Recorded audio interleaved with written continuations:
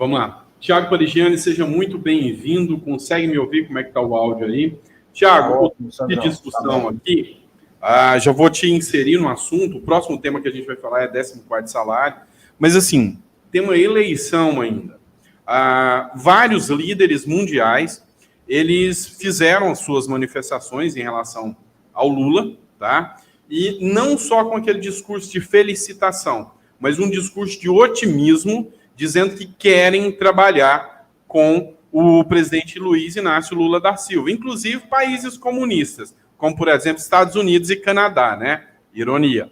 Mas a grande questão é essa. Há uma receptividade muito grande do presidente Luiz Inácio Lula da Silva com relação ao comércio internacional. E a gente sabe o quanto esse diálogo, essa liderança é importante e traz uma certa segurança, inclusive, para o mercado. E, por incrível que pareça, o mercado não teve aquele baque e aquela oscilação que todo mundo esperava. Pelo contrário, há um certo otimismo da questão aí da reconsideração, principalmente, Tiago, da segurança jurídica. Ou seja, a gente viu que as instituições, que é a justiça, estavam sendo sucateadas, estavam sendo colocadas em xeque aqui.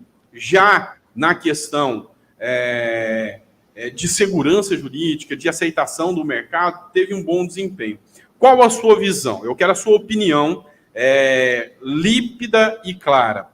Você, apoiador do Bolsonaro, você acha que, com relação ao mercado internacional, a relação que o Brasil vai encarar agora foi favorável ou foi deletério para o Brasil? Qual a sua visão Lula-Bolsonaro 2023?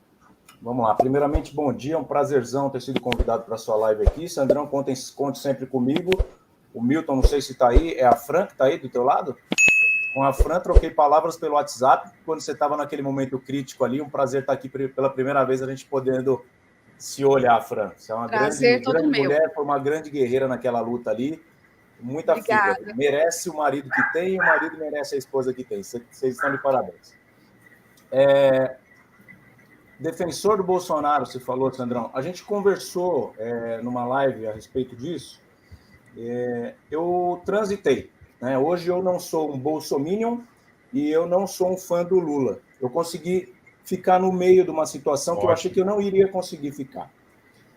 Vou contextualizar para vocês. Estou um pouco rouco, tá difícil, mas vou tentar contextualizar a minha visão hoje. O Bolsonaro, primeiramente respondendo a sua pergunta, o Lula, para mim, ele sabe ser presidente.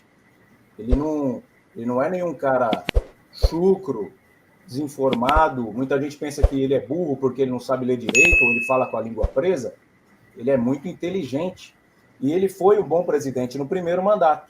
No segundo mandato, ele falou: eu dominei essa bagaça, companheiro. Aí, quando ele pensou que dominou a bagaça, é onde começou a desandar. É onde ele começou a fazer o que não devia. Aí, com o apoio da mídia, a Globo não fazendo o que fez com o Bolsonaro, os 4 anos, massacrando o cara, fiscalizando qualquer pisada torta, o Lula deitou e rolou e fez das suas. Ninguém aqui pode falar que o Lula não roubou o nosso país. O Lula roubou o nosso país. O Lula não é um condenado político, como ele quer passar a imagem. Ele não cometeu crime político algum. Ele roubou o dinheiro do país, do Tesouro Nacional, do nosso cofre.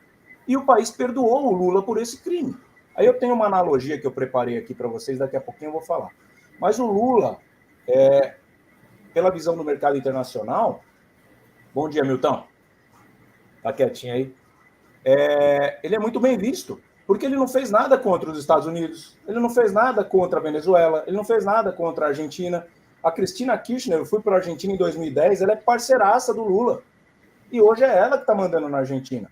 Está um lixo na Argentina? Está um lixo, como já estava em 2010. Passaram-se 12 anos, meu filho estava na barriga da minha esposa e a Argentina já estava um lixo, economicamente falando. Eu via pessoas de classe média como nós caçando lixo na Argentina, Sandro. Foi muito chocante quando eu vi aquilo. Eu levei para lá, acho que R$6.000, e esses R$6.000 viraram 12 mil pesos. Eu fiz o enxoval do meu filho todinho lá, né? Foi uma coisa muito barata. E aí, quando a gente vê que o nosso dinheiro do Brasil desvalorizado, acaba se tornando muito num país, você fala, cara, se aqui tá ruim, lá tá muito pior. Muito pior. E hoje está pior ainda. Né? Então, essa é a relação internacional do Lula. Ele tem portas abertas, ele sabe fazer funcionar a máquina, resta saber se ele não vai querer aprontar de novo, e eu acredito que não. Porque o Lula é como se fosse um funcionário que a empresa teve, ele falava legal, ele era pacificador, ele tinha um discurso bom, tinha um bom relacionamento com os funcionários, só que ele roubou o caixa da empresa. E aí essa empresa demite e contrata um cara que não rouba. Não rouba, mas é mal educado, não dá bom dia.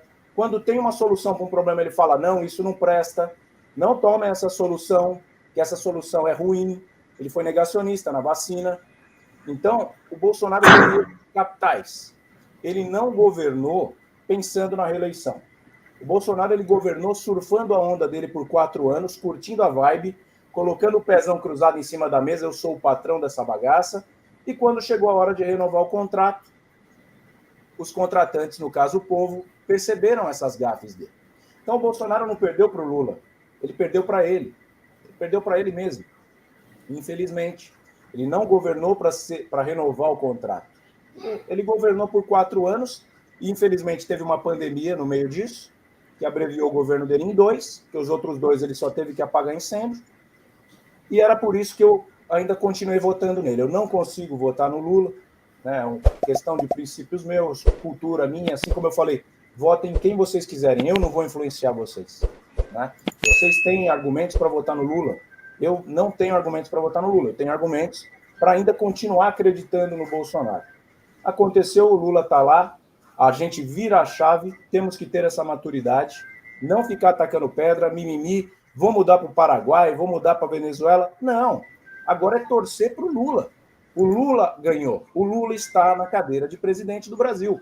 Você vai ficar de mimimi com ele tentando derrubar por motivo algum, como fizeram com o Bolsonaro. A Globo tentou derrubar o Bolsonaro, Sandro, de tudo quanto é jeito. E isso é um grande mérito que ele tem. Ele aguentou pancada da Globo por 4 anos, coisa que a Dilma não aguentou 2 meses. Então, isso é um mérito. Agora, o Milton falou também que ele se ausentou do discurso. Ô, Milton, acho que foi a melhor coisa que ele fez, calar a boca. Se ele tivesse calado mais a boca no governo dele, ele talvez não teria perdido a eleição. Mas aí ele calou a boca na hora errada, Thiago. Eu concordo com você em boa parte, você falou, mas na hora errada, 58 milhões de votos não é qualquer coisa. Pra você ter ideia, a Dilma ganhou com média, na época que ganhou, com média de 54, se não me engano. A diferença foi até pequena para o Aécio, mas o Lula ele quebrou várias situações. Ele é o único presidente que consegue tirar alguém que está na presidência que não se reelege. Isso é a primeira vez que acontece desde a redemocratização. Tá? Então, assim, algumas coisas, alguns marcos foram quebrados. Eu concordo contigo quando você disse que foi o Bolsonaro que deu um tiro no próprio pé. Agora, essa responsabilidade é de quem? É do Bolsonaro. Bolsonaro fazia o quê quando devia de verdade trabalhar? Tava de jet ski. Então, assim, ele brincou com a inteligência do brasileiro, de um modo em geral. Então, dou alguns méritos a ele, mas na grande esmagadora... E ele teve como boa justificativa para o péssimo presidente e péssimo político que ele é, porque ele governou ele foi representante do povo como deputado federal, Thiago, por 28 anos, e não teve pandemia em 28 anos. E qual foi a contribuição que ele deu para o Brasil em 28 anos? Pesquisa, e a gente discute aqui. Eu falo isso para o povo que está nos ouvindo. Pesquisa o que Bolsonaro fez em 28 anos como deputado federal. Ele não fez nada, a não ser aquilo que circula por aí e que logo, logo, provavelmente, teremos algumas provas, já que agora, né, acredito eu, que podemos investigar o que antes não aparecia porque não podia ser investigado. Sim. Não, digo que ele ficou quieto, porque o Bolsonaro calmo, já fala um monte de M. Você imagina o Bolsonaro derrotado, abrir a boca para fazer um discurso reconhecendo a vitória do Lula. Cara, não ia dar certo. Então, ele se conhece, ele sabe o que ele ia fazer, ia ser catastrófico. Se a gente está criticando ele aqui pela falta de gratidão ao eleitorado, que é isso que eu estou sentindo que você está falando, e realmente ele deve uma gratidão, é 49% do país, eu acho que ele fez a melhor coisa em calar a boca, porque ele ia falar muito mais asneira do que contribuir e agradecer. O discurso dele não seria de gratidão, o discurso dele seria de ataque. Assim como o discurso do Lula foi um discurso pacificador contraditório, porque ele falou de paz falando num tom de guerra contra a máquina, que venceu o sistema, que venceu a máquina do governo. Então, não é falando de paz, não é tentando pacificar que você vai falar atacando. Então, tudo tem que ser alinhado, com calma. Agora a poeira vai baixar. Aquela galera que estava ontem na Paulista foi para casa. O Lula vai pensar e ele vai ser um grande presidente. Eu acredito que esse funcionário que lá atrás errou no roubo, ele aprendeu que não pode roubar mais o caixa. Então, aquele funcionário que foi um bom menino, que falou bom dia na entrada da empresa, que foi cortês com as palavras, que não agrediu a família de ninguém, né? Tem gente que tem questões de LGBT, né? Que fala LGBTQIA+, na família. E aí, quando fala contra isso, o presidente agride a família. Então, às vezes na rua você quer falar lá no futebol sobre isso, e às vezes o primo do cara, né, ele tem a opção que ele escolheu, e você agride esse cara involuntariamente. Parabéns por ver esse vídeo até o final. Se você gostou do conteúdo, compartilhe com seus amigos. E mais do que isso, se você não tem um consultor para fazer o seu crédito consignado, chame as nossas atendentes na Showcred, aqui no WhatsApp que você está vendo aqui embaixo. Certinho, você vai levar brindes para casa, como essa máscara da Showcred e também uma canequinha personalizada. Um grande abraço e até o próximo vídeo.